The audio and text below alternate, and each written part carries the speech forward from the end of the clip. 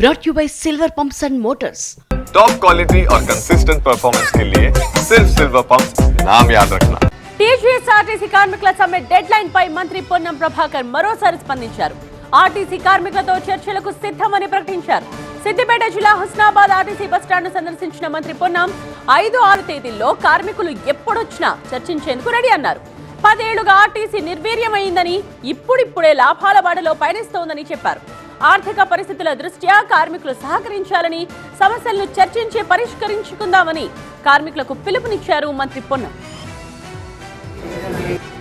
సమ్మెకు అనేటువంటి మాట చెప్తున్న సందర్భంలో గౌరవ ముఖ్యమంత్రి గారు మొన్న స్పష్టంగా చెప్పినారు, ఈ ప్రభుత్వం ప్రజాపాలన ప్రభుత్వం, ఏదైనా చర్చ ద్వారా సమస్య ద్వారా పరిష్కారం చేయడానికి సిద్ధంగా ఉన్నాం.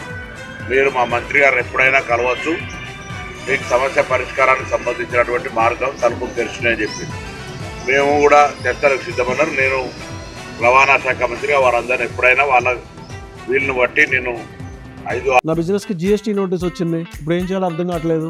ఇప్పుడే ఒక జిఎస్టీ ఎక్స్పర్ట్ తో మాట్లాడు. ఇప్పటికిప్పుడు జిఎస్టీ ఎక్స్పర్ట్ అంటే ఎక్కడ దొరుకుతారు? బాస్ వాలా బీ ద బాస్. 6వ తేదీలలో హైదరాబాద్ లో ఉంటా.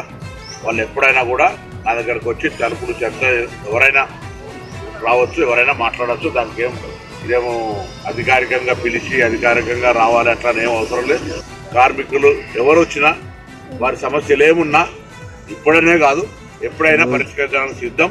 అనవసరంగా ఈ యొక్క కొంత ఇబ్బందికరమైనటువంటి అంశాలు తేవద్దనే దానిలో వారందరూ కూడా నేను సందర్భంగా ప్రత్యేకించి విజ్ఞప్తి చేస్తాను. ముఖ్యమంత్రి గారి మాట ప్రకారంగా మీరు ఎప్పుడు వచ్చినా నేను డిస్కషన్కి రెడీ అనే విజ్ఞప్తిని చేస్తాను.